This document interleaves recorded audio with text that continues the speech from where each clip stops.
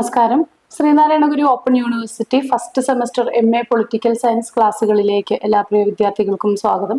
നമ്മൾ ഇന്ന് ഡിസ്കസ് ചെയ്യുന്നത് പബ്ലിക് അഡ്മിനിസ്ട്രേഷൻ എന്ന പേപ്പറിലെ സെക്കൻഡ് ബ്ലോക്കിലെ സെക്കൻഡ് യൂണിറ്റ് ആണ് ഡിസ്കസ് ചെയ്യുന്നത്. ഈ യൂണിറ്റിന്റെ പേര് Inter disciplinary approach in public administration എന്നാണ്. അതായത് ഒരു അന്തർ വിഷയ സമീപനം ഒക്കെ. അതായത് ഇന്റർ ഡിസിപ്ലിനറി പബ്ലിക് അഡ്മിനിസ്ട്രേഷൻ എന്ന വിഷയത്തിന് മറ്റു വിഷയങ്ങളുമായിട്ടുള്ള ബന്ധം, ഏറ്റവും ലളിതമായിട്ട് പറഞ്ഞാൽ പൊതുഭരണത്തിന് മറ്റു വിഷയങ്ങളുമായിട്ടുള്ള ബന്ധം, അതാണ് ഇന്റർ ഡിസിപ്ലിനറി അപ്രോച്ച് എന്ന് പറയുന്നത്. അപ്പൊ നമുക്ക് നോക്കാം അന്തർവിഷയ സമീപനത്തിന്റെ അർത്ഥം എന്താണ്. ഇന്റർ ഡിസിപ്ലിനറി അപ്രോച്ച് എന്ന് പറഞ്ഞാൽ ഇത് ഒരു വിഷയത്തിന്റെ അല്ലെങ്കിൽ ഒരേ വിഷയത്തിന്റെ ആഴത്തിലുള്ള പഠനത്തിനായിട്ട് മറ്റു വിഷയങ്ങളെ കൂടി അല്ലെങ്കിൽ മറ്റു വിഷയങ്ങളുടെ ആശയങ്ങളും ഉപാധികളെല്ലാം കൂടെ ചേർത്ത് ഉപയോഗിക്കുന്നതിനെയാണ് നമ്മൾ ഇന്റർ ഡിസിപ്ലിനറി അപ്രോച്ച് അല്ലെങ്കിൽ അന്തർവിഷയ സമീപനം എന്ന് പറയുന്നത്. ഉദാഹരണത്തിന് ഈ സൈക്കോളജി പഠിക്കുന്നതിന് വേണ്ടിയിട്ട് നമ്മൾ സൈക്കോളജിയുടെ ആഴത്തിലുള്ള പഠനത്തിന് വേണ്ടിയിട്ട് സോഷ്യോളജി കൂടി പഠിക്കേണ്ടി വരുന്നത്. ഇപ്പൊ ഒരു വ്യക്തി എന്ന് പറയുന്നത് സൊസൈറ്റിയിൽ ജീവിക്കുന്ന ഒരാളാണ്, അല്ലെ? അപ്പൊ ഒരു വ്യക്തിയുടെ മാനസികമായിട്ടുള്ള തലം എന്ന് പറയുന്നത് രൂപപ്പെടുത്തുന്നതിൽ സൊസൈറ്റിക്ക് നല്ല പങ്കുണ്ട്. അപ്പോൾ ഒരു വ്യക്തിയുടെ മാനസിക തലം എന്തുകൊണ്ട് ഇങ്ങനെയായി എന്ന് അറിയുന്നതിന് വേണ്ടിയിട്ട് അയാൾ ജീവിക്കുന്ന സമൂഹത്തെ കുറിച്ചുകൂടി അറിയേണ്ടതായിട്ടുണ്ട്. അത് വളരെ ആഴത്തിൽ പോകുമ്പോഴേ ഈ രീതിയിലുള്ള ഒരു സമീപനം ആവശ്യമായിട്ട് വരുന്നുള്ളൂ. അപ്പോൾ ഇതാണ് ഇന്റർ ഡിസിപ്ലിനറി അപ്രോച്ച് എന്ന് പറയുന്നത്. അപ്പോൾ നമുക്ക് പബ്ലിക് അഡ്മിനിസ്ട്രേഷന്റെ ആഴത്തിലുള്ള പഠനത്തിന് വേണ്ടി മറ്റേതൊക്കെ വിഷയങ്ങൾ അല്ലെങ്കിൽ മറ്റേതൊക്കെ വിഷയങ്ങളുടെ ടൂളുകൾ കൂടി ഉപയോഗപ്പെടുത്തണം, മറ്റേതൊക്കെ വിഷയങ്ങൾ കൂടി പഠിക്കണം എന്നതാണ് ഇവിടെ നമ്മൾ പഠിക്കുന്നത്. അപ്പൊ അതിനു വേണ്ടിയിട്ട് നമ്മൾ പൊളിറ്റിക്കൽ സയൻസ്, ഇക്കണോമിക്സ്, അതുപോലെ സോഷ്യൽ സയൻസ്, സൈക്കോളജി, ഇതെല്ലാം തന്നെ ഇതിന്റെ ഭാഗമായിട്ട് പഠിക്കുന്നുണ്ട്. അപ്പൊ എന്തൊക്കെയാണ് ഈ ഒരു അന്തർവിഷയ സമീപനത്തിന്റെ ലക്ഷ്യങ്ങൾ അല്ലെങ്കിൽ അതുകൊണ്ടുള്ള നേട്ടങ്ങൾ എന്തൊക്കെയാണെന്ന് നോക്കാം. ഇന്റർ ഡിസിപ്ലിനറി അപ്രോച്ചിന്റെ ലക്ഷ്യങ്ങൾ. ഓക്കെ, ഒന്നാമത്തേത് വ്യക്തമായ ഒരു തീരുമാനം വിവിധ വിഷയങ്ങളിലെ അറിവുകൾ സമന്വയിപ്പിക്കുമ്പോൾ അത് ഭരണനിർവഹണത്തെ കൂടുതൽ കൂടുതൽ ഊർജ്ജസ്വലമാക്കുന്നുണ്ട്. അതായത് ഇപ്പൊ നമ്മൾ ഇവിടെ പഠിക്കുന്ന വിഷയം ഏതാണ്? Public administration. ഈ പബ്ലിക് അഡ്മിനിസ്ട്രേഷന്റെ ആഴത്തിലുള്ള പഠനത്തിന് വേണ്ടി വേറെ ഏതൊക്കെ വിഷയങ്ങൾ നമ്മൾ പഠിക്കണമെന്നാണ് ചിന്തിക്കുന്നത്, അല്ലെങ്കിൽ അതാണ് നമ്മൾ ഇവിടെ ഡിസ്കസ് ചെയ്യുന്നത്. അപ്പൊ ഇവിടെ ഈ പബ്ലിക് അഡ്മിനിസ്ട്രേഷൻ, അതായത് പൊതുഭരണം നല്ല സുതാര്യമായിട്ട് കൃത്യമായിട്ട് കാര്യക്ഷമമായിട്ട് നടപ്പിൽ വരുത്താൻ മറ്റു വിഷയങ്ങൾ കൂടി പഠിക്കുമ്പോൾ ആ വിഷയങ്ങളിൽ ഉള്ള കാര്യങ്ങൾ കൂടി ഇവിടെ പ്രാക്ടിക്കലാക്കാനായിട്ട് സാധിക്കുന്നു. ഇപ്പൊ സോഷ്യോളജിയുടെ കാര്യങ്ങളൊക്കെ വളരെ കൃത്യമായിട്ട് പഠിച്ചെങ്കിലേ അതിവിടെ നമുക്ക് അപ്ലൈ ചെയ്യാനായിട്ട് സാധിക്കുന്നുള്ളൂ. ഇനി അതിലൊരു ഇന്നോവേഷൻസ്, നൂതനത്വം കൊണ്ടുവരുന്നുണ്ട്. വ്യത്യസ്ത ശാസ്ത്രീയ മേഖലകളിലെ പുതിയ പുതിയ ട്രെൻഡുകൾ, പുതിയ പുതിയ ടൂളുകൾ, അതിനെയൊക്കെ ആ ടെക്നിക്സ് ഒക്കെ ഈ മേഖലയിലും ഉപയോഗപ്പെടുത്താനായിട്ട് സാധിക്കുന്നുണ്ട്. ഇനി കൂടിയ നയശേഷി രൂപീകരണത്തിന് സാധിക്കുന്ന നയങ്ങള് കൂടുതൽ ഊർജ്ജസ്വലമായിട്ട് നിർവഹിക്കാനൊക്കെ സാധിക്കുന്നു. സാമ്പത്തികവും സാമൂഹികവും ഒക്കെ ആയിട്ടുള്ള ഘടകങ്ങൾ ഉൾപ്പെടുത്തിക്കൊണ്ട് ശക്തമായിട്ടുള്ള നയരൂപീകരണം ഇവിടെ പോസിബിൾ ആകുന്നുണ്ട്.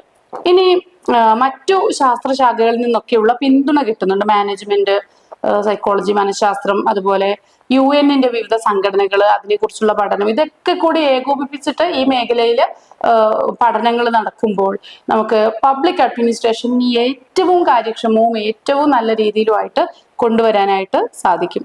അപ്പോൾ നമുക്ക് ആദ്യമായിട്ട് നമ്മളിവിടെ നോക്കുന്ന ഇന്റർ ഡിസിപ്ലിൻ എന്ന് പറയുന്നത് സോഷ്യൽ സയൻസ് തന്നെയാണ്. അപ്പൊ സാമൂഹ്യ ശാസ്ത്രം എങ്ങനെ നമുക്കിവിടെ ഉപയോഗപ്പെടുത്താൻ സാധിക്കുമെന്നാണ് നോക്കുന്നത്. ഇപ്പൊ സാമൂഹ്യ ശാസ്ത്രം എന്ന് പറയുന്നത് മനുഷ്യ സമൂഹവും അതിന്റെ ഘടന, അതിന്റെ ഉൽപ്പത്തിനെ കുറിച്ചൊക്കെയാണ് ഈ ഒരു മേഖലയിൽ നമ്മൾ പഠിക്കുന്നത്. അപ്പൊ മാനവ സമൂഹത്തിന്റെ സാമൂഹിക സ്ഥാപനങ്ങൾ, അല്ലെ, ഫാമിലി, മാരേജ്, കിൻഷിപ്പ്, ഇങ്ങനെയുള്ള സോഷ്യൽ ഇൻസ്റ്റിറ്റ്യൂഷൻസിനെ കുറിച്ചും പരസ്പര ബന്ധങ്ങളെ കുറിച്ച്, സോഷ്യലൈസേഷനെ കുറിച്ചൊക്കെയാണ് സോഷ്യോളജിയിൽ പഠിക്കുന്നത്, സാമൂഹ്യശാസ്ത്രത്തിൽ നമ്മൾ പഠിക്കുന്നത്. അപ്പൊ സോഷ്യോളജിയുടെ ഈ ഒരു പഠനം തീർച്ചയായിട്ടും നമ്മുടെ പബ്ലിക് അഡ്മിനിസ്ട്രേഷൻ നടത്താൻ വളരെ അത്യാവശ്യമാണെന്ന് നമുക്ക് ആലോചിച്ചാൽ മനസ്സിലാവും. കാരണം എന്താണ്? ഈ നയങ്ങളൊക്കെ എത്തേണ്ടത് ആർക്കാണ്? ഈ ജനങ്ങൾ എന്ന് പറയുന്നത് ഒരു സോഷ്യൽ ബീയിങ് ആണ്. സാമൂഹ്യ ജീവിയാണ്, അവർക്ക് കുടുംബമുണ്ട്. അപ്പൊ കുടുംബത്തിന് വേണ്ടിയിട്ട് എന്തെല്ലാം നയങ്ങൾ നടപ്പിൽ വരുത്തണം, അവർക്ക് മറ്റു പല ഇൻസ്റ്റിറ്റ്യൂഷൻസും ഉണ്ട്. അപ്പൊ ഈ ഇൻസ്റ്റിറ്റ്യൂഷൻസ് ഇപ്പൊ ഒരു നിയമം നടപ്പിൽ വരുത്തണം, ഫാമിലി കോർട്ട് സെറ്റപ്പ് ചെയ്യണമെങ്കിൽ തീർച്ചയായിട്ടും ഫാമിലിയുടെ കെട്ടുറപ്പ് അല്ലെങ്കിൽ ഫാമിലി എന്താണെന്ന് അറിഞ്ഞിരിക്കണം അല്ലെ. അപ്പൊ ഓരോ നിയമനിർമ്മാണത്തിലും കൃത്യമായിട്ട് സോഷ്യോളജി അറിഞ്ഞിരിക്കണം. അപ്പൊ അത് തന്നെയാണ് ഇതിന്റെ ലക്ഷ്യം എന്ന് പറയുന്നത്. ഇനി പൊതുഭരണം എന്ന് പറയുന്നത് ഈ ജനങ്ങൾക്ക് വേണ്ടിയിട്ട് ഈ കാര്യങ്ങളൊക്കെ നടപ്പിൽ വരുത്തുക ആയതുകൊണ്ട് തന്നെ സോഷ്യോളജിയും അല്ലെങ്കിൽ സോഷ്യൽ സയൻസും പബ്ലിക് അഡ്മിനിസ്ട്രേഷനും തമ്മിൽ വളരെ അടുത്ത ബന്ധമാണ് ഉള്ളത്. അപ്പോൾ ഇത് പരസ്പരം ഏകീകരിക്കപ്പെടേണ്ട രണ്ട് വിഷയങ്ങൾ തന്നെയാണെന്ന് നമുക്ക് നിസ്സംശയം പറയാനായിട്ട് സാധിക്കും. ഓരോ നയങ്ങളും രൂപീകരിക്കുന്നത് ഇപ്രകാരം തന്നെ ആണ്. ഇനി ജനാധിപത്യപരമായിട്ടുള്ള പങ്കാളിത്തം, ഭരണത്തിൽ ജനങ്ങളുടെ പങ്കാളിത്തം ഉറപ്പുവരുത്തേണ്ടതുണ്ട്. അപ്പൊ അതിനു വേണ്ടിയിട്ട് അതും നമുക്ക് കൃത്യമായിട്ട് ജനങ്ങളെ കുറിച്ച്, ജനങ്ങളുടെ ഓരോ പൾസും അറിഞ്ഞിരിക്കണം. ഇനി സാമൂഹ്യശാസ്ത്രത്തിൽ നമുക്ക് എങ്ങനെയാണ് പൊതുഭരണത്തിൽ അപ്ലൈ ചെയ്യാൻ സാധിക്കുക എന്ന് നോക്കാം. ഒന്നാമത്തേത് സോഷ്യൽ ജസ്റ്റിസ്, സാമൂഹ്യ നീതി, സർക്കാർ സംവരണങ്ങള്, ക്ഷേമ പ്രവർത്തനങ്ങള്, ക്ഷേമ പദ്ധതികള്, നിയമപരിഷ്കാരങ്ങൾ, ഇതൊക്കെ നടപ്പിൽ വരുത്തേണ്ടതായിട്ട് ഉണ്ട്. പൊതുഭരണം എന്ന് പറഞ്ഞാൽ അതിന്റെയൊക്കെ എക്സിക്യൂഷൻസ് തന്നെ അതും കൂടിയാണ്. ഇനി സാംസ്കാരിക ഘടനകള്, ഭിന്നമായിട്ടുള്ള സാംസ്കാരിക പശ്ചാത്തലങ്ങള്, മറ്റു വളരെ വിഭിന്നമായിട്ടുള്ള സാമൂഹിക പരിതസ്ഥിതികള്, ഇതെല്ലാം തന്നെ കൃത്യമായിട്ട് അറിഞ്ഞിരുന്നാലാണ് നമുക്ക് നല്ല രീതിയിൽ പൊതുഭരണം നടത്താനായിട്ട് സാധിക്കുക. പൊതുജനാരോഗ്യം, കുടിവെള്ളം, വിദ്യാഭ്യാസം, ഇത്തരം മേഖലകളൊക്കെ ഇതുമായിട്ട് ബന്ധപ്പെട്ടതാണ്.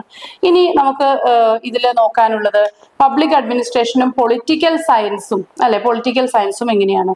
അപ്പോൾ പൊളിറ്റിക്കൽ സയൻസ് തീർച്ചയായിട്ടും നമ്മുടെ ഒരു സൊസൈറ്റിയുടെ രാഷ്ട്രീയപരമായിട്ടുള്ള സൊസൈറ്റിയെ കുറിച്ചുള്ള പഠനമാണ്. തീർച്ചയായിട്ടും പൊളിറ്റിക്കൽ സയൻസിന്റെ പഠനം നമുക്ക് പബ്ലിക് അഡ്മിനിസ്ട്രേഷന് വളരെ നല്ല രീതിയിൽ സഹായിക്കുന്നുണ്ട്. ഒരു പരസ്പര ആശ്രിതമായിട്ടുള്ള ഒരു ബന്ധം, പരസ്പര ആശ്രയത്വമുള്ള ഒരു ബന്ധമാണ്. രാഷ്ട്രീയ ശാസ്ത്രം അല്ലെങ്കിൽ രാഷ്ട്രമീമാംസ എന്ന് പറയുന്നത് അധികാരം, ഭരണഘടന, രാഷ്ട്രീയ വ്യവസ്ഥകള്, നയരൂപീകരണം, ഇതിനെക്കുറിച്ചൊക്കെ തന്നെയുള്ള പഠനം തന്നെയാണ്. അപ്പോൾ അത് തീർച്ചയായിട്ടും നമുക്ക് പബ്ലിക് അഡ്മിനിസ്ട്രേഷന് വളരെ ഉപകാരപ്രദമാണ്.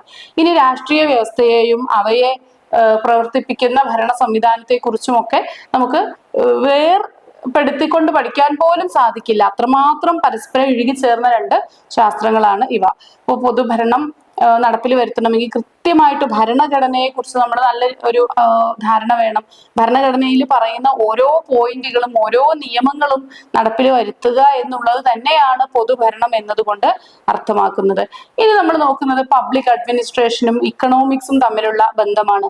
പൊതുഭരണവും സാമ്പത്തിക ശാസ്ത്രവും പരസ്പരം വളരെ കണക്റ്റഡ് ആയിട്ടുള്ള രണ്ട് വിഷയങ്ങൾ തന്നെയാണ്. പൊതുഭരണവും സാമ്പത്തിക ശാസ്ത്രവും വളരെ പരസ്പര ബന്ധമുള്ള കാര്യങ്ങൾ തന്നെയാണ്. നയങ്ങൾ ആവിഷ്കരിക്കുക, നടപ്പിൽ വരുത്തുക, അതുപോലെ തന്നെ സാമ്പത്തിക കാര്യങ്ങളുടെ ഇംപ്ലിമെന്റേഷൻ അല്ലെ, ഫിനാൻഷ്യൽ ആയിട്ടുള്ള ഒരു ഗവേണൻസ് കൂടിയാണ് പൊതുഭരണം എന്ന് പറയുന്നത്. അപ്പൊ അതുകൊണ്ട് തന്നെ ഈ പൊതുഭരണത്തിന്റെ ഭാഗമാണ് നികുതികള്, പലതരത്തിലുള്ള നികുതികള്. അതായത് മാൻ ആസ് എൻ ഇക്കണോമിക് ബീയിങ്, അതാണ് എക്കണോമിക്സിലെ പഠന വിഷയം എന്ന് പറയുന്നത്. മനുഷ്യനെ കുറിച്ച് പഠിക്കുന്നു, അവന്റെ സാമ്പത്തിക ജീവിയായ മനുഷ്യനെ കുറിച്ച് പഠിക്കുന്നു. അപ്പൊ ഇവിടെ പബ്ലിക് അഡ്മിനിസ്ട്രേഷനിൽ എന്താണ്, എല്ലാ മേഖലകളിലുമുള്ള ഭരണം നടത്തുക അല്ലെങ്കിൽ നയങ്ങളുടെ ഇംപ്ലിമെന്റേഷൻ ആണ്. അപ്പൊ തീർച്ചയായിട്ടും സാമ്പത്തിക നയങ്ങളുണ്ട്. ഈ സാമ്പത്തിക നയങ്ങൾ ഇംപ്ലിമെന്റ് ചെയ്യണമെങ്കിൽ അതിൽ നമ്മൾ എക്കണോമിക്സ് അറിഞ്ഞിരിക്കണം, അല്ലെങ്കിൽ എക്കണോമിക്സും കൂടി പഠിച്ചിട്ടാണ് ഇത് ഇംപ്ലിമെന്റ് ചെയ്യേണ്ടത്. ഇനി നമ്മൾ നോക്കുന്നത് സൈക്കോളജിയും അതുപോലെ തന്നെ പബ്ലിക് അഡ്മിനിസ്ട്രേഷനും തമ്മിലുള്ള ബന്ധമാണ്. സൈക്കോളജിയും പബ്ലിക് അഡ്മിനിസ്ട്രേഷനും തമ്മിലും ഇതുപോലെ തന്നെ വളരെ അടുത്ത ബന്ധമാണ് ഉള്ളത്. കാരണം മനുഷ്യന് വേണ്ടിയിട്ടാണ് ഇത്തരം പദ്ധതികളുടെ ഒക്കെ തന്നെ ഇംപ്ലിമെന്റേഷൻ അല്ലെ. എല്ലാ പദ്ധതികളും ആർക്ക് വേണ്ടിയിട്ടാണ്? കീ പൊസിഷൻ എന്ന് പറയുന്നത് മനുഷ്യനാണ്. അപ്പൊ അവന്റെ സൈക്കോളജിക്കലായിട്ടുള്ള വ്യാപാരങ്ങൾ, മനഃശാസ്ത്രപരമായിട്ടുള്ള വ്യാപാരങ്ങളെ കുറിച്ച് ധാരണ ഉണ്ടാവുക എന്നുള്ളത് വളരെ എസെൻഷ്യൽ ആയിട്ടുള്ള ഒരു മാറ്റർ ആണ്. അപ്പോൾ ഇങ്ങനെയാണ് ഈ ഇന്റർ ഡിസിപ്ലിനറി അപ്രോച്ച് വരുന്നത്. അപ്പോൾ തീർച്ചയായിട്ടും ഇത് എല്ലാ മാനവിക വിഷയങ്ങളും ഇപ്പൊ നമ്മൾ ഇവിടെ ഡിസ്കസ് ചെയ്തതും ഇനി അതിൽ കൂടുതലുള്ള മാനവിക വിഷയങ്ങൾ പോലും വളരെ വ്യക്തമായിട്ട് പഠിക്കുന്നത് പബ്ലിക് അഡ്മിനിസ്ട്രേഷന് സഹായകമായിരിക്കും. പബ്ലിക് അഡ്മിനിസ്ട്രേഷന്റെ ഇന്റർ ഡിസിപ്ലിനറി അപ്രോച്ച് എന്ന് പറഞ്ഞാൽ പബ്ലിക് അഡ്മിനിസ്ട്രേഷൻ ആഴത്തിൽ പഠിക്കാനായിട്ട് ആരാണ് പബ്ലിക് അഡ്മിനിസ്ട്രേഷൻ ഒരു പഠന വിഷയമാക്കിയത്? വൂഡ്രോ വിൽസൺ ആണ്. അപ്പോൾ ഈ പബ്ലിക് അഡ്മിനിസ്ട്രേഷൻ എന്ന ബൃഹത്തായിട്ടുള്ള ഈ ഒരു വിഷയത്തെ കൂടുതൽ ഡെപ്തിലേക്ക് പഠിക്കാൻ മറ്റു സാമൂഹ്യ ശാസ്ത്ര വിഷയങ്ങളെല്ലാം തന്നെ പഠിക്കേണ്ടതായിട്ട് ഉണ്ട്. അപ്പൊ ഇവിടെ നമ്മൾ സ്പെസിഫിക് ആയിട്ട് sociology, political science, economics, management, അതുപോലെ സൈക്കോളജി, ഇത്രയും വിഷയങ്ങൾ എങ്ങനെയാണ് ഈ പബ്ലിക് അഡ്മിനിസ്ട്രേഷനെ സഹായിക്കുന്നത് എന്നാണ് നമ്മൾ നോക്കിയത്. അപ്പൊ നമുക്ക് ഇത്രയാണ് നമുക്ക് ഈ ഒരു യൂണിറ്റിൽ പഠിക്കാനുള്ളത്. പബ്ലിക് അഡ്മിനിസ്ട്രേഷൻ പഠിക്കുമ്പോൾ നിങ്ങൾ ഈ ഒരു ക്ലാസ്സിൽ നമ്മൾ പറയുന്ന ആ ചട്ടക്കൂടിനകത്ത് ഒതുങ്ങി നിൽക്കരുത്. കൂടുതൽ ഡീറ്റെയിൽസ് കൂടി ഇതിലെ ഉൾപ്പെടുത്തി നിങ്ങൾ നിത്യേന വായിക്കുകയും അറിയുകയും ഒക്കെ ചെയ്യുന്ന പൊതുകാര്യങ്ങളെ കൂടി ഉൾപ്പെടുത്തിയിട്ട് വേണം നിങ്ങൾ ഈ ഒരു വിഷയത്തിനെ നിങ്ങൾ സമീപിക്കാൻ. Okay, thank you.